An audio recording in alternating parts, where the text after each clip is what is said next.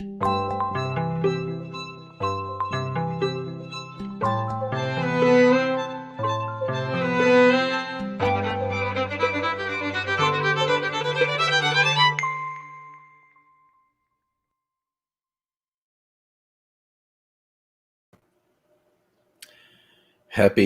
day after coup day, everybody.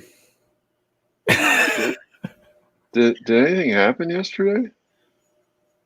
I thought I had there a was weird nothing. I had a weird dream yesterday. Yeah, I thought there was nothing going on. Apparently, You yeah. know, it Strange. is interesting though, because we started off yesterday morning with my talking about how I sort of wanted yesterday to be episode 150, and I got my wish. Did And you were you one of the Antifa that infiltrated those peace-loving Trump supporters to make them look yeah, bad at the Capitol? I was. I infiltrated them so well that I was invisible, along with all the other Antifa members. You see those pictures of the dude wearing fur with like neo-pagan tattoos and stuff? That was Yeah, me. That was me. that was you. Oh Yeah, my God, and that's a people great didn't recognize me. disguise. Yeah, I also had to like carve off of large chunks of my body fat, so I'm gonna be in pain for a little while, but it was worth it for Oh, the good. effect. Oh, good.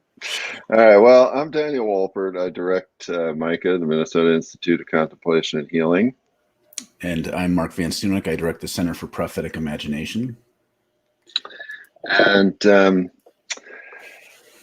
yeah, so we had coup day yesterday, right on schedule, and I was oh, so Wiley was the guy on the cell phone. Okay.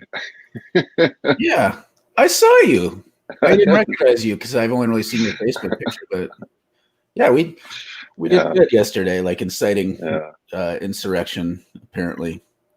Because yeah. this is the thing, like this isn't. You don't have to go into Parlor to find people saying that it was the Antifa and anarchists who infiltrated. Like everyone's cousin is posting Oh, on yeah, Facebook, and so people really believe it. yeah, Really, like it yeah, doesn't make any sense, but yeah, it's a powerful narrative, apparently. yeah. Yeah, and so one of the things that we really want to focus on today, I mean, obviously there's kind of a million directions we could go, different things to talk about, but one of the things we really wanted to focus on today is how all of this really is kind of another in a long, long line, right? This isn't new. I don't want to hear, oh my God, this has never happened in America. This is another in a long, long line of this battle for whiteness and white supremacy in America and trying to maintain that hegemony. And uh, just real briefly, out of history, I mean, whiteness was created to suppress slave revolts. And the people were trying to rise up against the oligarchs, and this idea of, okay, we're going to divide and conquer by saying that those of European descent are now white and can work and buy their way out of slavery, whereas those of African descent cannot, was very successful in putting down the creation of a society that actually cares for people. And so whiteness has been trying to maintain itself and has been maintaining itself through violence, through insurrection. Uh, the level of hypocrisy around policing that was evident yesterday, if you don't see that and get that, you are yeah, you're in a delusional state, right? I mean, so here are police kindly escorting insurrectionists down the steps of the Capitol. Believe me, there was none of that going on here in Minneapolis. or in Portland or any of the other kinds of places. No. Um, nobody was getting tear gassed. What, they arrested like 20 people or something. So yeah, we really need to see this as a further unmasking of some of the deeper toxic realities of America, and ask ourselves, do we really want something different? Yeah. And if your answer is yes, I want something different, and it's Biden, you can maybe listen with an open mind, or just go to YouTube and watch something else. Because this is it was ridiculous. Yesterday, there's a patheticness to it. I'm not done being scared because, like, I don't know where this could go. Like, the number of people who believe in Trump and think he's been wronged and want to fight for him is not an insignificant number. It just, well, right. I mean, 74 million people voted for this guy, which is why all these congressional wingnuts are still, we're still objecting to certifying the election last night. yeah. So this isn't a done deal, even if yesterday was pathetic and strangely police supported. It was bizarre, and yesterday was not a successful coup. But we don't know where things are going to go, and we should be concerned that this is like, now it's normal in our society. And so the temptation is to say, oh, I just want this to be done. I thought 2020 was bad enough. 2021's worse, but I can't wait till we can have some sanity. Oh, Lindsey Graham is being sane. If people like that, he's a return to civility. If he can reach across the aisle and work with Biden, I mean, that's what we're looking for. I'm like, no, that's just another form of white supremacy. Yeah. This is a little bit like, whether this is an intentional design or not, this is kind of it's the good cop, bad cop, but then you forget they're both cops. Yeah. Right? Yeah. And so, that for people who are upset with, this phrase defund the police, which, Biden says we shouldn't use. I'll be happy with policing institutions in America when all of these congressional people who have advocated overthrowing the election are arrested for treason. I'll be happy when thousands of white nationalists who are advocating overthrowing the government are arrested for treason. I'll be happy when all of these white nationalist organizations are infiltrated and destroyed by the FBI. If there was a serious effort to do those things, I'd be like, okay, I'm willing to rethink my attitude about the police. But until that happens, I mean, when I see the Capitol Police taking selfies with people that have just stormed the Capitol, what's going on here, right? I mean, and what's going on here is that the police and all of the Congress people who are suddenly like, oh my gosh, this is terrible. I'm not in support of any of this. When, of course, they've been fomenting it right alongside Trump for 4 years. Until they're held accountable, this is just another form of white supremacy.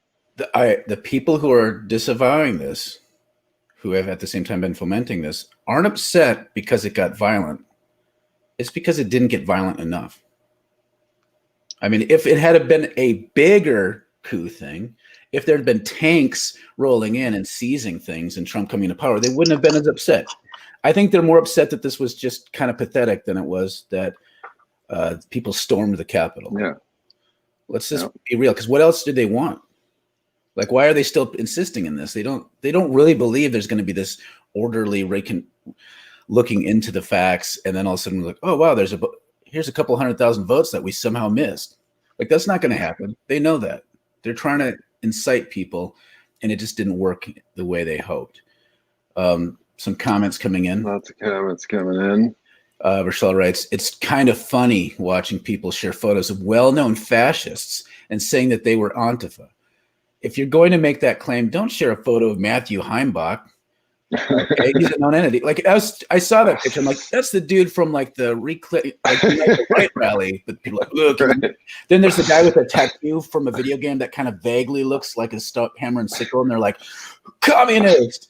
Like, No. don't do that. Yeah. No, I mean it's so pathetic. It really, yeah, it's so pathetic.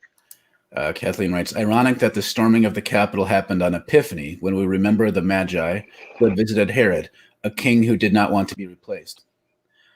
I mean, it's Right. like, I'm not a big liturgical calendar guy. I mean, I follow it because it's useful, but that might be proof that this, calendar is divinely inspired, because that just is a perfect lineup. I just got to say, It's perfect. Well, no, I mean we have a tremendous opportunity here to wake up, and this is the thing when people talk about how does God work in the world, and we have this weird thing that gets promoted that like God is some micromanager up in the sky with a bunch of like post-it notes with our prayers, trying to like get through the stack and do everything for us, and all these ridiculous kinds of things. And to me, looking at simply the reality that there is these confluence of events and open moments that are occurring all the time, we are being given these opportunities to wake up. And this is how wisdom works in the world. And we can take the opportunities or we can pass on them. And when people talk about people having free will, that's a lot about what this is about. Like God gives us plenty of rope to hang ourselves, and yeah, the fact that this happened on a day when we celebrate wisdom, and we see so little wisdom, but then we also are given an example that is so stark that we actually might become wiser. That's very cool. But we have to take the opportunity. Mm-hmm. Dave writes, apparently West Virginia State Representative Derek Evans has been a secret Antifa agent all along. He was there. Yeah, Comrade Evans, he's coming to the meetings with regularity and consistency. Yeah. Stefan writes, this insurrection was ridiculous, to be honest. Color revolutions here in Eastern Europe were much more serious. I agree. Stefan's watching from Eastern Europe going, man, you guys can't even do revolutions and insurrections very well. I agree with you if we're talking about these neo-fascists like being failures. However, they didn't. The far right hasn't lost like really much at all. Like we're further to right than we were 4 years ago. The left is tired, and then anyone who's progressive, I have no way of measuring this, but I really believe that they are willing to settle for a lot less than they were 4 years ago.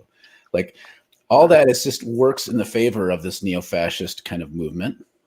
But at the very least, with the conservatives who seem nice, who've only benefited from this, like Mitch McConnell, like we like to make fun of him, but he has more power. Like, yes, he got downgraded a little bit because the Democrats were able to kind of seize the Senate, but not quite. Like, this is the wimpiest left resurgency I've seen. We've had a ping pong before. This is not enough to be excited about. It's tragic. So the insurrection didn't need to succeed. It's already been succeeding in a weird, strange way, if you think about it. Yeah, one of the things I said yesterday is the bar is now so low that archaeologists will dig it up and excavate it hundreds of years from now. Yeah, it's no, we're in a very bad place in a lot of ways. You're being so glum, Dan. I know. Sorry. Khan writes, yeah, kind of bummed the whole place wasn't burned down. I mean, I'm sympathetic to that, but I want my people to burn it down. Right. Oh gosh. Adam writes, I never had push. How do you say it? Yeah. I've never known how to sure. I know the word by sight, but not by sound.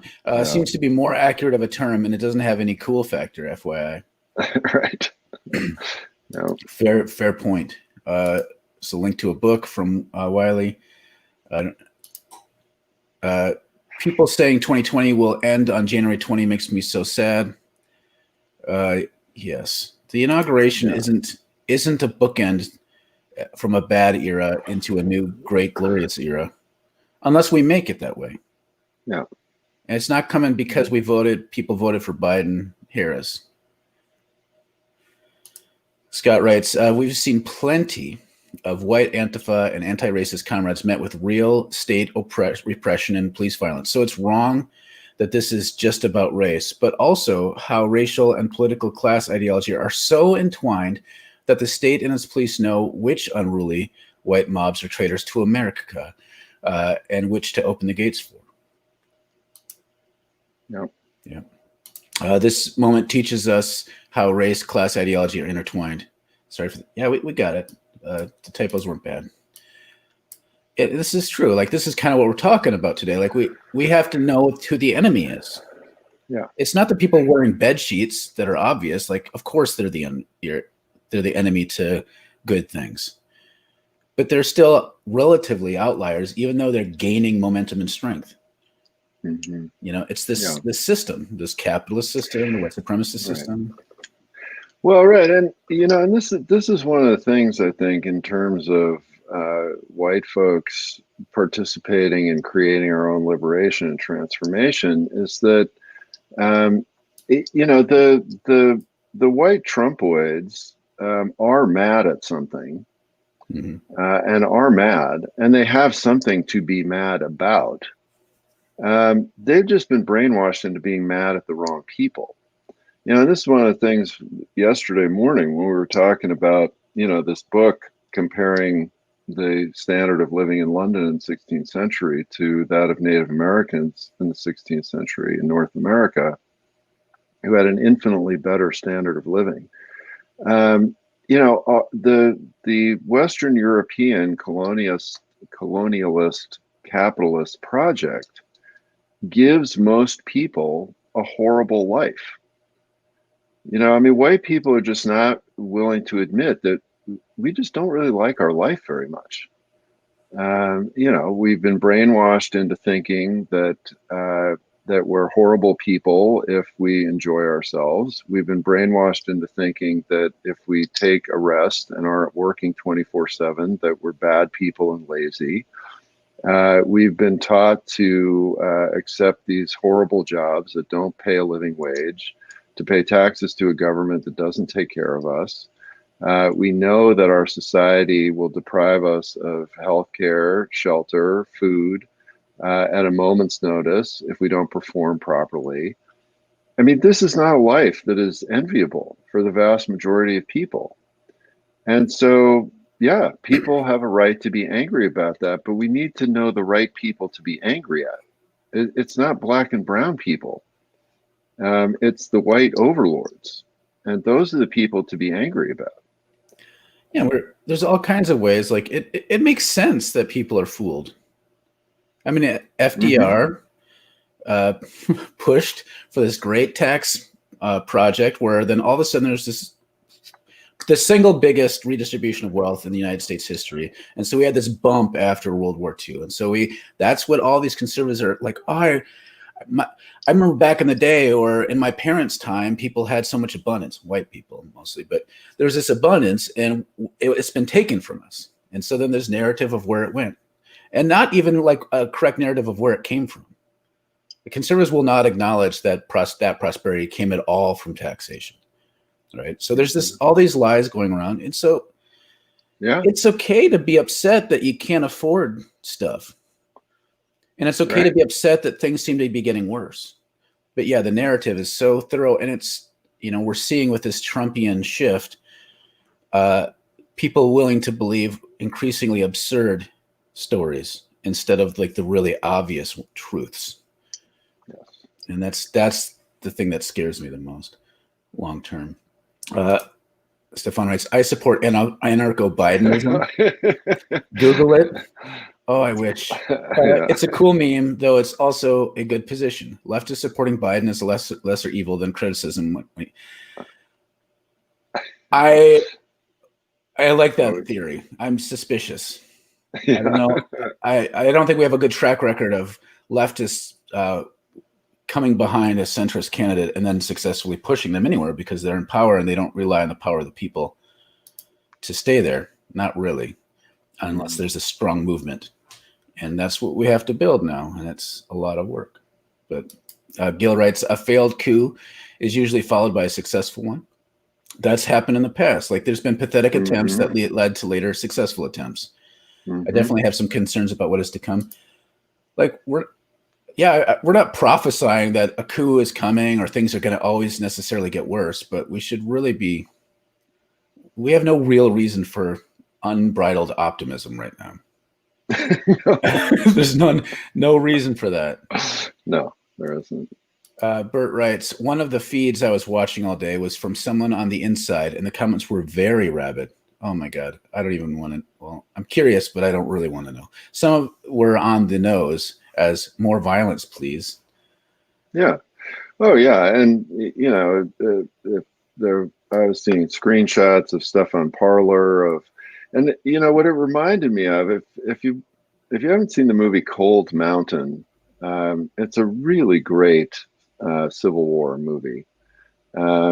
It's if you're not into watching violence, it's a pretty hard watch. But just the beginning, you know, is to me very instructive and reminds me of what you're talking about, Bert, and what I was seeing from this Parler. You know, at the beginning of it, because it takes place in the South.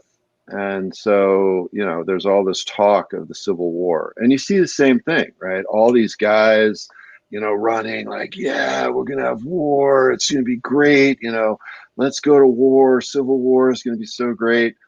And again, this is part of this, you know, white demonic fever of violence, right? Yeah, let's just get violent and take over and get what we want. And absolutely, I mean, all that stuff is going around on Parler. There were all these screenshots. Yes, we want civil war. You know, we can't wait for blood to run in the streets and all this kind of stuff. Yeah, it's a very real deal. Yeah. Scott writes, that's a great point. They're upset how silly it looks and can't reconcile the open contradictions. Series writes, so much white on white violence display. Right. Yeah. Yep. Adam writes, I do not believe he got 74 million votes by a long shot. There's a real threat, but it is made to seem like they have more numbers than they do.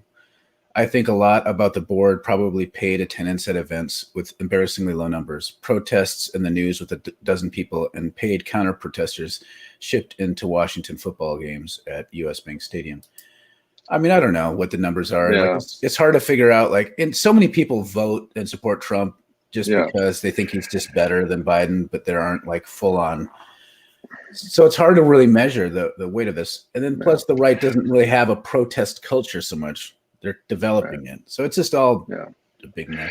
Yeah. See, I actually, I do not believe in,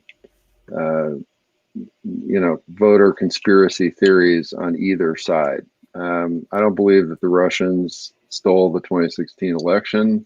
And I do think he got 74 million votes. I believe that the votes were cast and counted accurately. And, you know, having traveled, driven a lot of places, you know, because we didn't fly this summer at all because of the pandemic, but we did drive a bunch of places. And having driven across large swaths of America this summer, I have no trouble believing that he got 74 million votes. I mean, you know, as soon as you got outside of any city of any size, it was wall to wall Trump, wall to wall Trump. When we go and visit my mother-in-law, it's just total Trump country.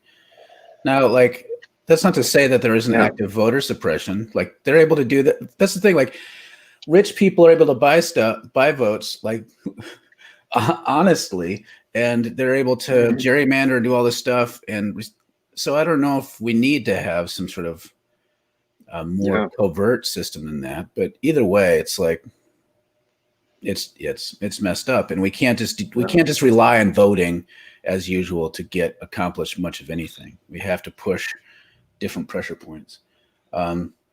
There's the fact that the Tea Party started with a group of paid protesters, completely manufactured. I don't know much about the origins of the Tea Party, but I feel like rich people are already paid protesters. Catherine writes, another take I saw today. This was regrettable, but what can you expect when an election was stolen and white Trump supporters were judged and treated terribly for so long? This gets under my skin, both for the appropriation misdirection of oppression language and the implication that the rest of us just don't care enough about white people's needs in our quest for justice for all. That it is such a... It's hard for me not, whenever I hear this sort of thinking from a conservative, the word snowflake jumps to my mind because they've been using it so long as a derogatory comment. And they're like, they're making the most snowflakey statements I've ever seen in my life. Yeah.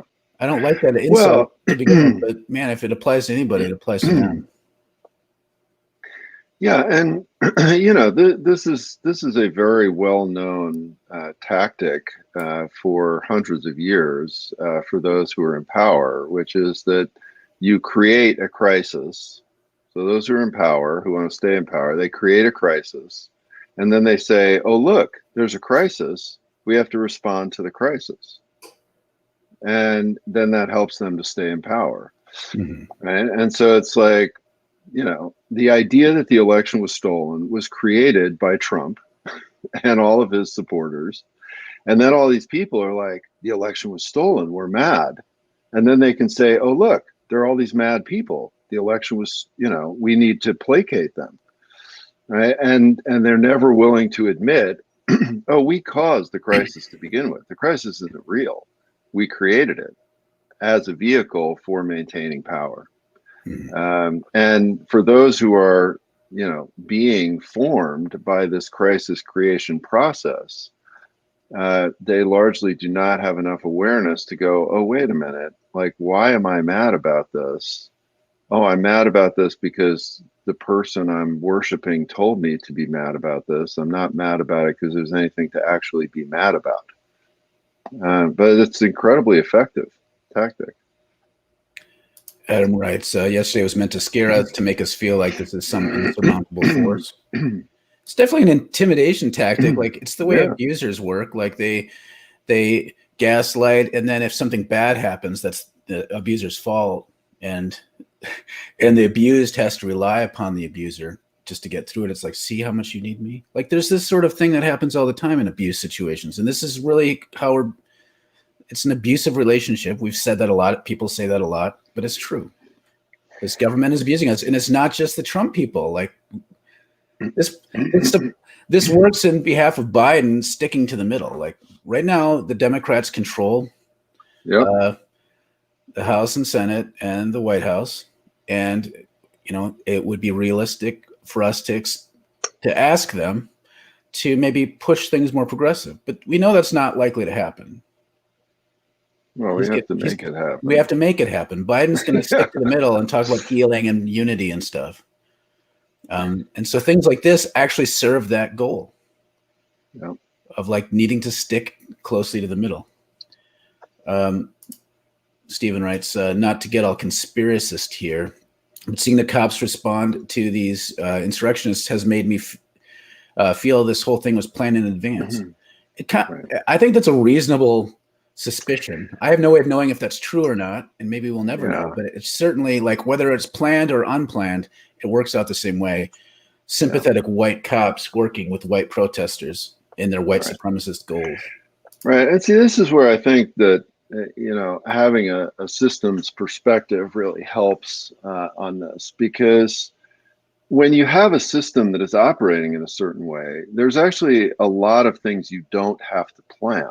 It just happens because that's the way the system is designed to happen.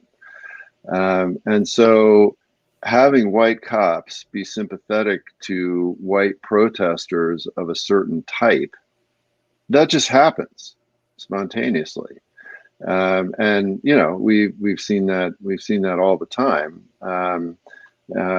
Somebody I think mentioned yesterday, or Becca mentioned yesterday, that the anti-masking protesters, I mean, these white folks have been taking over government buildings and meetings pretty consistently, for the last 10 months. And the cops just let them. And that is not because the cops have planned it with them, but it is because they are part of the same whiteness system that simply causes them to respond in a particular way. And, that mechanism is in place. Mark writes, it's so discouraging to see these working class folks supporting Trump be so close to grasping the root of what is behind their economic marginalization, but who double down on capitalism as though it's going to save them rather than continue to grind them under the wheel. Mm-hmm. Yeah. Yep. No, absolutely. Scott writes, I'd take them much more seriously if they decide to storm Boeing and Amazon and Wall Street HQ. Then we can talk about the Capitol. Right. Well, and that's why yesterday when we went live, we were talking about how this is not a protest, right? This is not a protest. This is a fascist mob, because they are not protesting the system as it is, which they would be if they were storming Boeing and Amazon and Wall Street. They are storming the Capitol to maintain power. They're trying to help steal the election just for the sake of status quo. And then it's brilliant. Like the conservatives, it's a brilliant tactic to just always accuse your opponents of the things that you do. I mean, it really, it's a rhetorical 1-2 punch. Kathleen writes, I saw a guy who brought in a huge Confederate flag. How could this not be about race? Yet I didn't hear any commentators specifically point that out.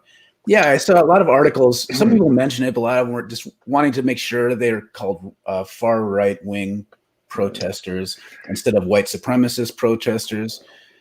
I mean, there were a few people that talked specifically about the Confederate flag, person carrying it in, and I mean, it's that it's not just about race, but race is very much at the center of it, but race as it intersects with economics and class, because the reason why we have this racism issue has so much to do with the economic system that was created that needed all of this free labor to make it work.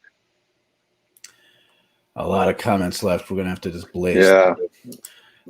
Or we're going to have to cut people off. Yeah. We'll be all Antifa on the comments. Yeah. And destroy them. I know actual racist supremacists, and they all think the guys in bed sheets are clowns. Yeah, generally I agree. Your new racist dresses like a normal person, if not a little more dapper. They don't use slurs because they know that will get them shut down. Their goal is not immediate supremacy, though that would be great, but just to move the bar far enough to the right that it keeps shifting the discourse. That's why today's middle was the 90s far right.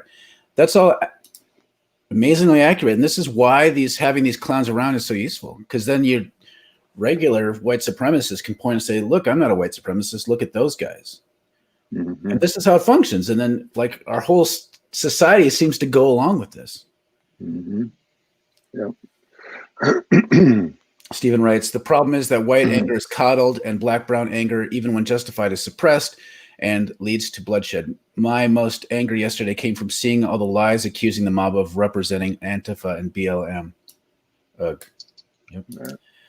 That's right, Dan. Misdirected anger. Not to mention, if they were to correctly direct that angst, they would need to admit how much they've given and lost for generations, identity, humanity to the system. Yeah.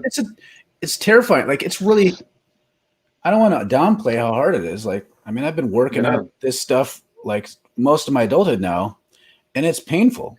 If I could have justly avoided having to work on myself and question and challenge things, I would have done that, because it hasn't been pleasant. Now, I do it, like, and this is the thing I think Dan pointed to earlier. We have to remind people that they actually hate their lives. The only reason to do this is because you think there's something better for you on the other side of it. So, like, just this is part of the narrative challenge, is how do you help like angry white people realize like they hate their lives and they're blaming the wrong thing. This is why this image of this conversation between Jesus and Nicodemus about being born again. We've Christianity has really cheapened that, and mainline Christianity is now afraid of that idea.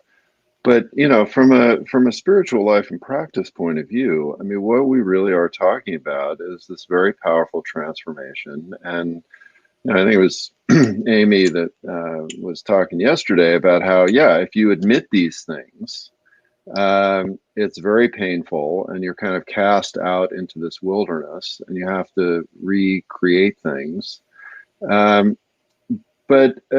so you need some motivation, but part of that motivation is, I mean, if you look at, I mean, even if you are a reasonably successful white person in the society right now, I mean, if you look at any metrics, whether it's mental health, whether it's, how well your children are doing, whether it's, your sense of job security, whether it's, how much money in the bank you have, or what kind of crisis you can respond to. I mean, all of the metrics are pointing in the wrong direction, right? We have to like look at that and go, well, wait a minute, what I want to point it in a different direction. Mm-hmm. People kept on saying it was BLM, but it was the palest chapter of BLM I've ever seen. This from Michelle. Scott says, I'll work with the anarcho-Bidenists too if they decide to storm Boeing and Amazon. Same standards apply. Stephen, responding to Rochelle, says, and like, they weren't wearing masks. There were so many clearly and easily identifiable QAnon supporters. Hard to imagine people fall for this stuff. Ceres writes, we are a failed society before a failed state. We have to organize and create with the assumption that we are fractured. Not just the other person, but ourselves are fractured and are conditioned to be a bully as a way to fight back against being wronged by others. We need to do a collective and personal step back to tend to our collective inner child and re-enter and recenter the rites of passages. I mean, you're talking about this deeper work of like relearning how to be human, and which is the necessary work in the midst of a time when we have a system that is proactively and actively turning us less human. So it's like we have to fight two battles at the same time, and that's exhausting, and that's what they want. Verschal writes, I know anti-fascist researchers were having a field day with all the unnamed faces. Librarian Gus here. I posted it yesterday and I'll share it here again. Video on the successful violent coup in late 1800s North Carolina that transformed that state in a way that has repercussions even today. So for those, I don't know which thread this is on, but go look for that. Or Gus's Facebook page. These events should not surprise us if we're reading our history, U.S. American or that in other countries. Yeah. Stephen writes, snowflake is, as a pejorative, is ironically only used by snowflakes. I mean, it works for calling white people snowflakes because it's pale and cold. Like this is where the analogy starts to work really well for these folks. Adam writes, it's very demeaning to snowflakes, though. Actual snowflakes are beautiful and amazing, fractal, wonderful things. Yeah. They're very unhappy about this. Adam writes, they were very transparent about wanting to steal the election, though that may be a different consideration. I think about a handful of people wreaking havoc in Minneapolis and the feeling here that they were everywhere. It's terrorism. And the goal of terrorism is to create terror in the minds of people. If you believe you're a bigger threat than you are, if people believe you're a bigger threat than you are, even when you are dangerous, you're more likely to gain power. That's right. I think that's true. I mean, this is why they have to amplify this stuff.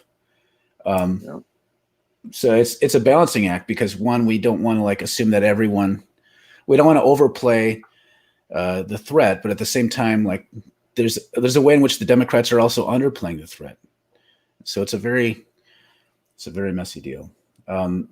Gus writes, if folks want a fantastic book on crisis, natural or manufactured, doesn't matter, as a policy tool, check out Naomi Klein's book, The Shock Doctrine. Classic. Yeah. Almost done with the comments here. Stephen writes, the healing conversation for moderates seems like such a clear way to kowtow to the far right under the guise of unity. It's so obnoxious. Yes. It leaves power in the hands of the most radicalized right-wing factions. How do we counter it? Yeah. Well, I think one of the ways that we counter it is we need to keep calling it out. And we also need to get very, very specific about what we want that's different. And that's one of the things that, I know we're way over time, but that's one of the things that's very important in terms of organizing in this kind of work, is that we need to have very specific assertions and goals in order to make changes. So we can have the broad conversation and analysis, but then we also need to say things like, and what we need are actual economic reparations. Yes. And what we need is a 90% wealth tax. Right. So we also have to have these very, very clear, specific things. And then when, the Biden administration comes back and says, oh, well, we can't do that because the senator from West Virginia is a conservative Democrat and won't vote for that, we got to be like, well, fine, fuck you. We won't vote for you in the next election. And so we need to have both. We need to have the the broader and deeper analysis, but then we need to really come very hard with some really specific things that need to be different in our society. People need healthcare, people need housing, people need food, people need a certain degree of economic security, and there are very specific ways to enact those things. Mm-hmm. Let's have this be the final comment from Kevin. Is this a right-wing death rattle or a fascist birth pang? Yeah, well, could be either. That's Steve the opportunity and the threat. Yes, Kevin. Steve Garrett writes, Kevin Trant, yes. So yes, we'll see where it goes. I think we need to. I think we need to have Steven's comment. Okay. On the last one. I guess I am pale and cold and beautiful and fractal. There we go. You're a wonderful, unique snowflake. See, that's a positive if you say it that way. So thanks for hanging out with us, and we'll be back tomorrow. See you next time.